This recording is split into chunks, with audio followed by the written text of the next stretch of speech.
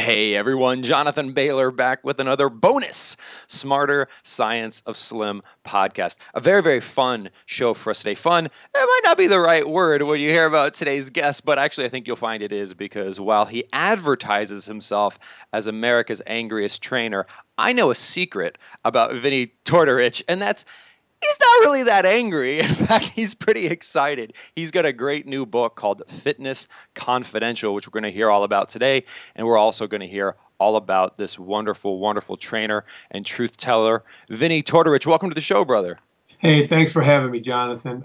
And by the way, this is great because, my fans, I have a ravenous Facebook group of fans that got started, and they love when I'm on other shows because it's like having an extra podcast of me, so they can they can go and listen to it.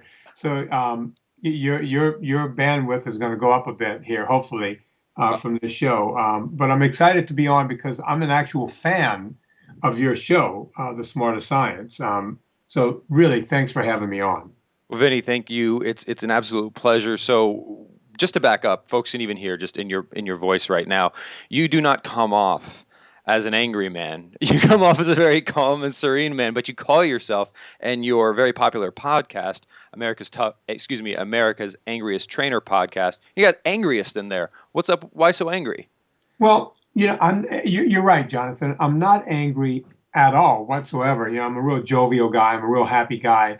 But what happened was, I've been in this business for 30 some odd years, and the whole time I get angry not at people. I get angry at the industry that keeps lying to people. And as we say in the book, and as I say on the podcast, your good intentions have been stolen. Everyone wants to do the right thing. Nobody wakes up in the morning and says, you know what? I'm 80 pounds overweight, but I'm happy about that. I'm really happy that I have fatty liver disease, and I'm happy that I'm on the edge of type 2 diabetes. God, isn't it a wonderful day? I have metabolic syndrome. No one ever does that. And, these people go out every day and they go, today is the day I'm going to start and try to do something.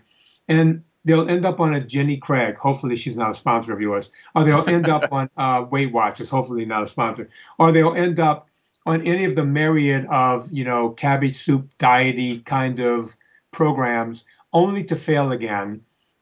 Or they'll go out and think that they can run 2 or 3 miles and then drink a Gatorade, and that's going to save them because, hey, Gatorade is healthy after all.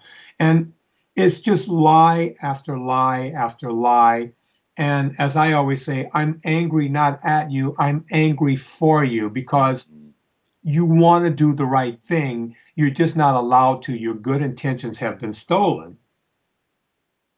Vinnie, that is such we're kindred spirits there, right? There is the amount of effort. Look at America we exercise more than any country in the world. In fact, other countries laugh at us. They think it's ridiculous. And yet we're doing worse. It's not that we're not trying. It's, as you've said, we've been lied to. I'm glad you brought up the exercise thing because, yesterday I was, I take phone calls, paid phone calls from people who want to have an hour consultation. And these phone calls, Jonathan, come in from all over the globe, Australia, which, by the way, I can understand the Australians, but when I get calls from Poland, speaking broken English, and the whole time it's like lost in translation that this one-time Cajun who lives in Beverly Hills has to figure out a Polish accent.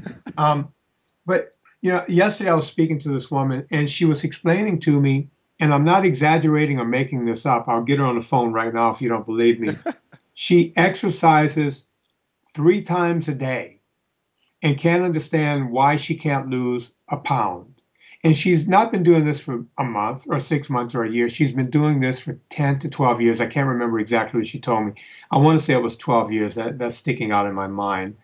And I said, this is lunacy. This is crazy. She said, well, at first I thought I was crazy, but then I joined the triathlon group and, then it seemed more normal because they exercise all day. I said, oh, so you're like an alcoholic who found some enablers to help you enable your bad behavior.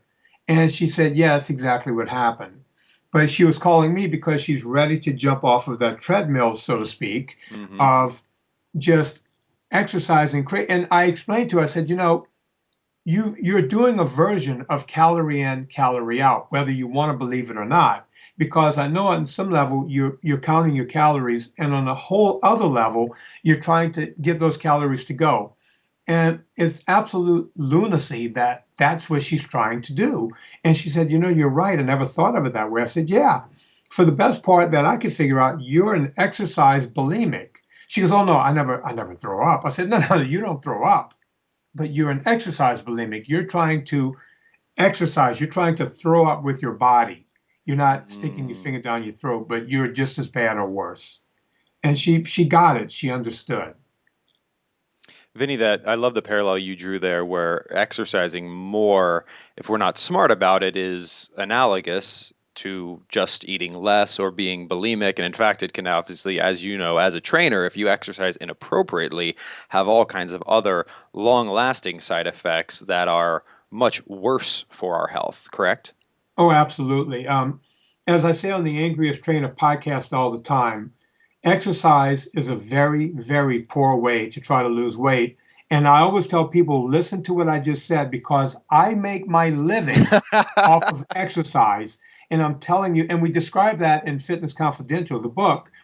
I have a whole chapter saying, listen, I'm a trainer. I make my living. Every bit of my income is made off of the fact that I'm going to promote exercise. But exercise is not about losing weight. Exercise is about staying healthy. Mm-hmm. There's a big difference, because I always say, what does fit actually mean? In other words, if I said, Jonathan, look, I'm going to get you fit for a marathon, but we're never going to run. I'm just going to have you do squats all day, every day. Would you be fit for a marathon? No, but you could probably join the Olympics and be on the weightlifting team. So what does fit actually mean? What are you fit for? And that's what exercise is. If I say, all right, Jonathan, look, we're going to row a canoe down the river, I'm not going to have you jogging every day. I'm going to have you rowing a canoe, But people automatically think, oh, look, I'm watching the Tour de France. I see these Lance Armstrong types. They seem to be lean and sinewy, and they ride a bike. Ergo, riding a bike makes you lean and sinewy. No, the reason they ride a bike and they do well at it is because they happen to be lean and sinewy. It's a big difference. Very similar to the argument that joining the NBA does not make you taller. However, being taller does help you to get into the NBA. Yeah, or as I always say, we can sit here and do cliches for an hour if you want. It's like trying to measure your weight with a thermometer. It just doesn't work. Well, Vinny, so listeners, obviously to your show and listeners to my show are aware that we've been a bit, plugged into the matrix. We've been fed a load. We've been told that calories are all that count, that we just need to count calories in, calories out, and that's not working. And you have an entire book exposing the truth. What are some of those key truth nuggets you talk to in your new book, Fitness Confidential? It's funny. I was listening to your Dr. O podcast. That's right. I'll listen to you. I know you don't listen to me, but I listen to you. And what's in my book is not much different than one of the words he used in his conversation with you. I throw the word around cognitive dissonance a lot. And my favorite example is, people, get into things like triathlon, and they do it because they want to lose weight and they want to have fun and they want to do it around other people. Yet when you get to the event and they hand you a swag bag full of goodies, it's full of sugary things, gels and Gatorade type products and all this stuff. And, you're sitting there, and now, triathlon is pushing drink chocolate milk after, replenish with chocolate milk. It's the most lunacy I've ever heard in any sport. Do all this great work and then go drink chocolate milk. So the book addresses those kinds of things. I talk about the pros versus the age groupers in those type of events. As I've always said, in America, when you go to a marathon, you'll see one black guy from Kenya win the event, and then a bunch of big fat white people waddling in right behind him for the next 5 hours. The question becomes, why aren't we that guy? And we discuss those type of things in the book. Um, we don't just stop there, by the way, Jonathan. The book talks about things. As a matter of fact, the book industry didn't want me to put this book out because they said it would never sell. And I'm getting the last laugh on that because it's one of the top books on Amazon, as you know. Um, we talk about how to find a gem. I mean, no one ever thinks about that. You walk into a gym and you're basically walking into a used car lot. And we talk about that. We talk about how to not get screwed up by the gyms. We also talk about once you do sign up, how to use that gym to the best of your ability, how to pick the right trainer. Not all trainers are the same. We talk about how crazy it is when you walk in and the first thing they're trying to sell you are potions and powders, all things that are bad for your health. So the book goes through a myriad of those things. And it also, since I'm in Beverly Hills and I am one of the trainers to the stars, we talk about that in the book a bunch too, to give people an insight as to how that works. Vinny, given how much experience you have in this industry and the number of people whose lives you've touched and transformed, and also the celebrity caliber of some of those people, and you're very open about that. You're also very open about the fact that you are a trainer, yet you're out there dispelling these myths. Some people might think you're almost working against yourself on certain levels, but like, how do we turn the tide? Because even when we read these celebrity magazines, they just talk about how they're starving themselves and blah blah blah. I mean, how do we make real change? I'm going to address the celebrity thing. It always bothers me when a celebrity comes out and says, I'm having the lemonade diet cleanse. And I hate the word cleanse. Our body was not meant to be purged and cleansed. Our bodies work just fine the way they are. I hate when I hear, oh, I'm on a cleanse or I'm doing a 30-day this or a 10-day that. That drives me absolutely crazy. And when a celebrity is pushing it, it drives me even that much more nutty, because people listen to celebrities. Now, when you say, part of your question was what? You wanted to know how we can change it. Well, change is going to come slowly because it took us so long to get here, to get to this bad place. Someone asked me, I was explaining to someone, just to give you a pure example, when I was in college at Tulane back in 1981. Now think of that year, 1981. We're talking about 31, 32 years now. You can walk into Taco Bell in 1981 and buy a combo taco for 99 cents. That was in 81. Today, you can buy that same taco combo for 59 cents. So in a world where everything goes up in price, somehow miraculously, Taco Bell and McDonald's and all of these fast food restaurants can sell stuff for a fraction of the cost. Well, it's that old saying, we'll lose a little money on each product, yet we'll make it up in volume. Well, that would never happen. And Taco Bell and McDonald's and all of the fast food restaurants are in it to win it. They're not going to lose money. So you have to ask yourself, follow the money trail. How do we follow this money trail to figure out how something that cost 99 cents at a profit in 1981 can now be sold for 59 cents when everything else in the world has gone up? I know eggs cost more. I know milk costs more. I know meat costs more. So how can they do this? Well, when you look at their products are generally made of corn and wheat and sugar. You might think you're getting a hamburger, but there's barely any hamburger there. There's a lot of filler. There's a lot of bread. There's a lot of corn, wheat, and sugar. And since we have a government that decided back around the Depression to subsidize corn and wheat and sugar, well, it started subsidizing sugar a little later, but corn and wheat certainly back then, because as we know now, back in those days, corn and wheat were too big to fail. Does that sound familiar in today's world? The auto industry is too big to fail. We were having that problem because we were based on farm-based economy back then. So the government got into the game of subsidizing corn and wheat. The thing is that the government figured out, wait a minute, this is a pretty good business to be in. So here we are in 2013, and guess what the government is still doing? is still subsidizing corn and wheat. And you don't have to look any further than the pyramid that should be turned upside down, by the way. But if you keep it the way they have it, they're still telling us to eat all of this corn and wheat. And we're subsidizing it so much that Taco Bell can sell a taco at the fraction of a cost that it could even sell it in 1981. Did I make any sense there, or did I go off on too much of a tangent?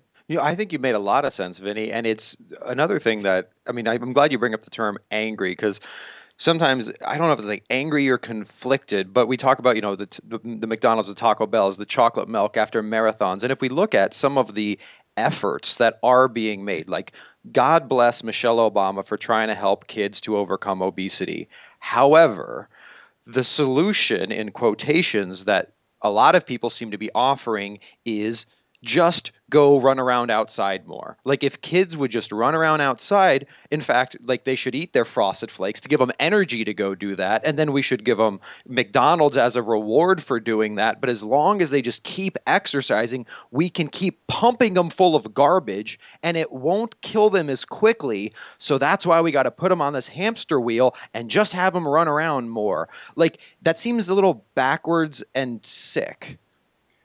Well, Jonathan, as I always say, you can't outrun sugar. You can't beat sugar.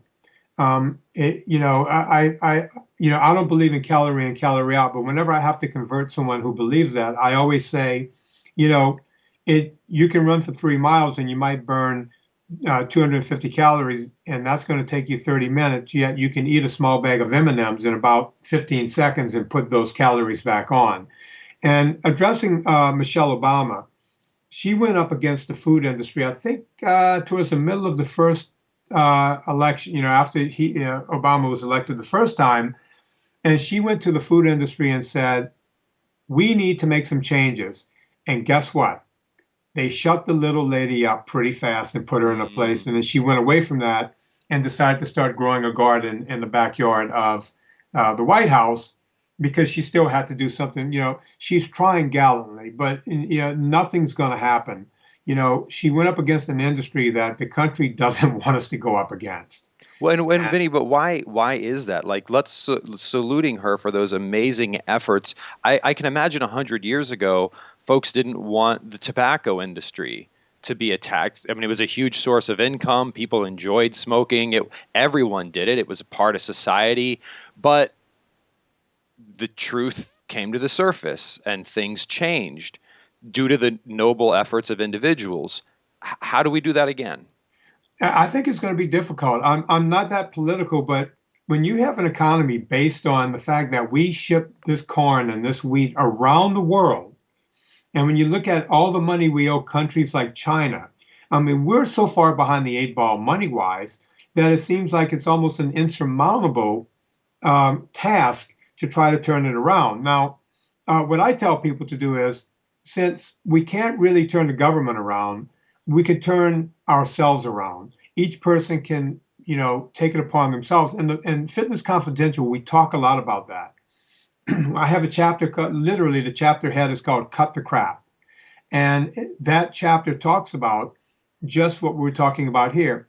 It's going to be hard to change the world, but if we can start changing one person at a time and not worry so much about policy. I think it's important that someone worries about policy, but when you have a money trail that you're trying to cut off, and we owe money all over the world, and we're fighting wars all over the world, and we need money, money, money, money, money, we're never going to come out from under that. And it's sort of a Pollyanna attitude to think that we could. We have our backs up against the wall. The unfortunate thing with what I'm talking about here is it doesn't address the masses. Jonathan, let's be honest. People that will turn on a podcast and listen to me or listen to you are more sophisticated than most people. Would you agree with that? I think we have a very intelligent listener base. Absolutely. Because look, they all have Apple computers. They know how to, pull up iTunes. They know how to do things. Guess who doesn't have this? Everyone else. People living in projects and people living in poverty and people just trying to live day to day do not have this. And, how do we turn those people? You and I will never reach them. Even if we got on television, we can try to reach them, But guess what? The 59 cents taco is still what they can afford to fill their belly with. And you can't tell people to starve.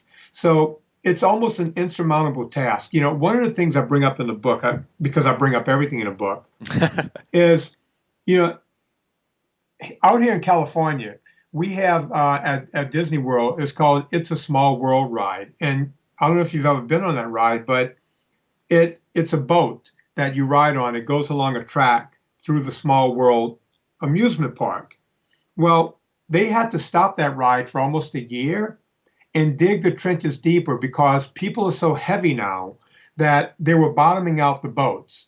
So when those boats were originally built in the mid 1950s, they could float easily along the track, but people are so heavy now that the boats were bottoming out. And if that's not, eye-opening to say, look, we have a whole society of people, and our healthcare industry is crumbling under, things that didn't even exist. Look at this. I know I'm all over the place, but this is how I get angry on my own podcast, and I go nuts. Look at the healthcare system. Even 20 years ago, the only person that would have had fatty liver disease would have been an alcoholic. Today, fatty liver disease is just running rampant. It's everywhere. And how do you get fatty liver disease? Well, if you have a little too much insulin and leptin and ghrelin, and all these hormones in your body that's driving, the fat to be stored, it's going to be fat. You're going to end up with fatty liver disease. There's no two ways about it. It's what happens. We have metabolic syndrome. We have sleep apnea. We have people with type 2 diabetes. It's just crazy making. And all of these things could go away if you could just get sugar out of people's lives. But you can't. So I know I went off on a tangent here, but we have a real problem.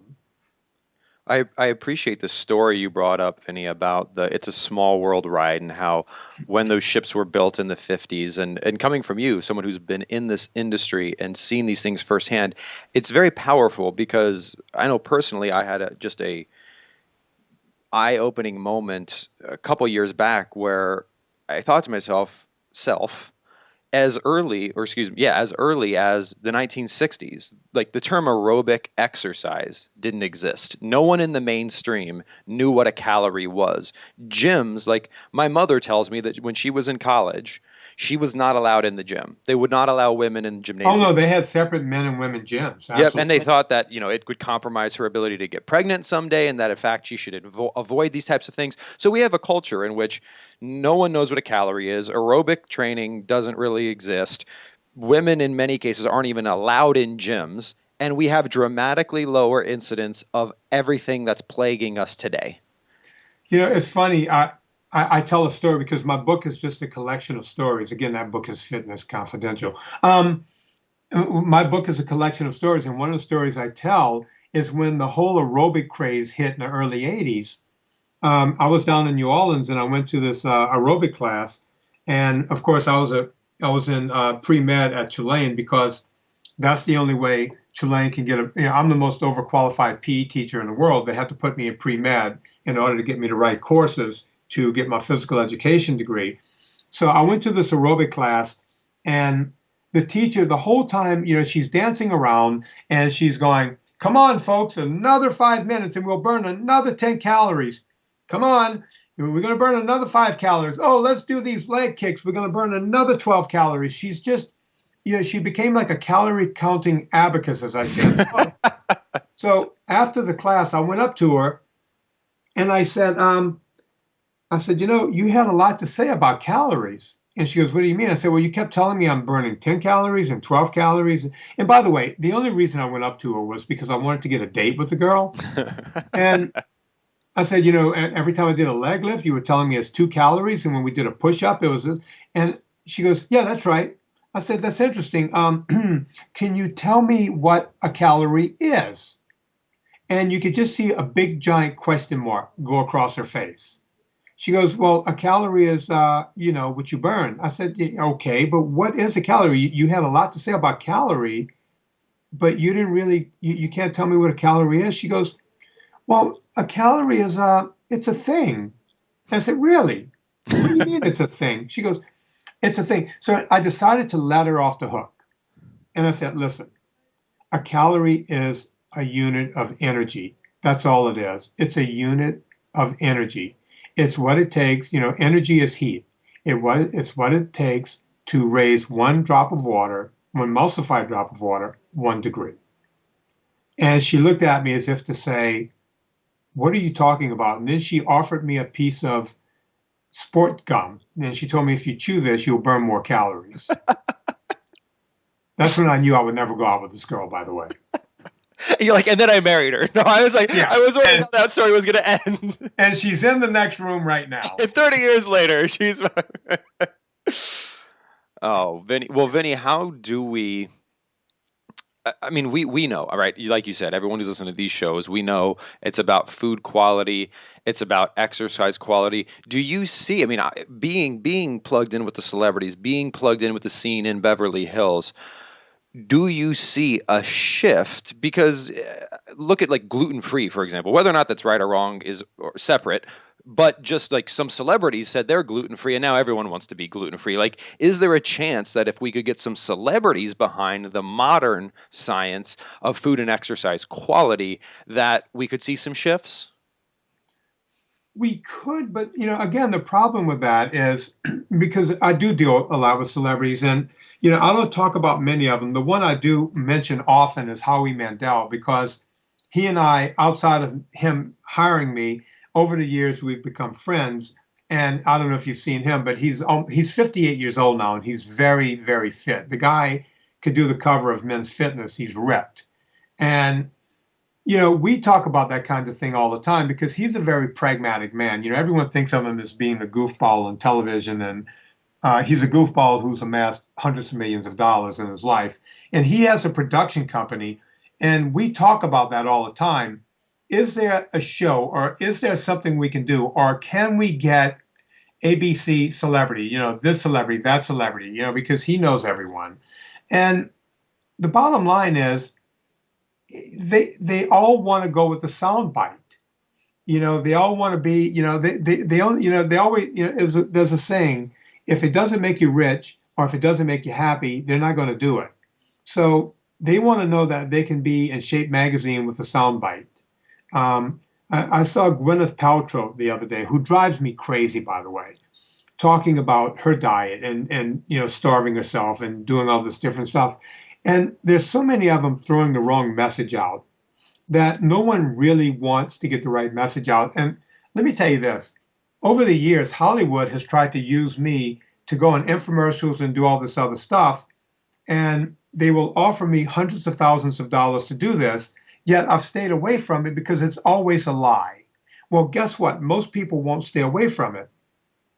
They want to sell the sizzle and not the steak. And I know, we both believe in eating steaks, but they're all about the sizzle and not the steak. So I'm not sure Hollywood is the right place to go because they want to know, like, let's say we could get Brad Pitt right now to say, I believe in eating meat and eating high fat and doing all this stuff. And look, I've lost all this weight and I'm Brad Pitt and I'm ripped and I'm beautiful.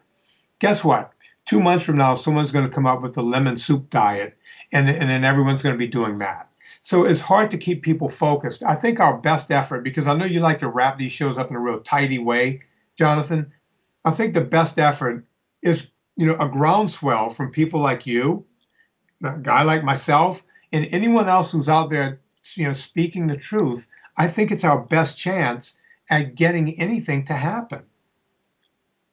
I think that's fair, Vinnie. I think coming from the ground up is really positive. I also, in all transparency, I do think that we do have a little bit. I think people may undersell the amount of sizzle that the steak also has, because like if you look at your work, my work, we're talking about eating more delicious food and doing, in many cases, less exercise. And to many people, that's pretty darn sizzly. It is, but people like to take something with it. It's the problem with what you and I do is there's no trickery involved. Think about it. When we were all thin in 1970, there was no trickery. It was just, you just ate what you ate, and it had less grains and less sugars. And because of that, I mean, when I was a kid, you're a lot younger than me, but when I was a kid, it was meat and three. It was like you would have meat and three vegetables. Everything was meat and three, meat and three. And that's the way I eat now. It's just not, I guess you're right. We can make this the sizzle that you can eat more. But, people want to know that one thing they can eat with total impunity. And that's what I'm trying to get people to change when they come to the Angriest Trainer podcast, or when they do go and pick up Fitness Confidential. I want them to read the words. If you go on Amazon and see the reviews, I think I have over 250 reviews now, and they're mostly positive. People are saying, oh, you know what? I already knew this. I just need to get back to this. And the reason I think the book is selling so well is people are actually buying the book and giving it to other people that need the book. Mm. So I think that has a lot to do with it. Is you could be right. You may have a point with the sizzle may be in the fact that you can eat more food and still lose weight, and exercise less and still lose weight. That could be the sizzle. I need to give that more thought. Well, Vinny, there's definitely we should follow up offline off the podcast, because I think eat more, exercise less, and live happier and healthier as a result may make some people smile. So we'll talk about that offline. And in the meantime, folks, clearly Vinny is the man. Very, very worthy and deserving of all the industry praise he's received. Definitely check out his book, Fitness Confidential. You can find it, as well as his wonderful podcast, America's Angriest Trainer, at his website, which is VinnieTortorich.com. Vinny, what's next for you, brother? I'm just doing what I do. The book is out there. I'm pushing the book. I'm doing the podcast. And when I'm not doing that, I just I train my clients. My book agent has gotten with me already to do another book, and said, I'll do it, but can I just bask in the glory of this book for a while? Start writing again. They make it sound. Do you get that, Jonathan, with your books, where they just want you to pop out another one? Little the writing treadmill of sorts, just run faster. This treadmill just keeps speeding up. Yeah. So there's another book in my future. There's a few things that people are talking about now because the book has been a breakout success. So, I don't want to just do anything, and people are trying to now get me to do different things. And I really like my anonymity, just working with my people and doing that sort of thing. But I'm really, just like you, I'm enjoying helping people and taking the phone calls and talking to people online and on Twitter. I'm loving that. If there's a bigger thing out there, maybe it'll come, but I don't worry about those things. Hell, I was almost dead a couple of years ago from cancer, so I try to live life a little more than most. Well, certainly appreciate that, Vinny, and appreciate even more how you enable so many others to live their lives to the fullest as well. Folks, his name is Vinnie Tortorich. He's America's Angriest Trainer, but he's also a deeply caring, compassionate, and knowledgeable man. His book is called Fitness Confidential. Vinny, thanks again for joining us today, brother. Jonathan, thanks for having me on. Listeners, I hope you enjoyed today's show as much as I did, and please remember, this week and every week after, eat smarter, exercise smarter, and live better. Chat with you soon.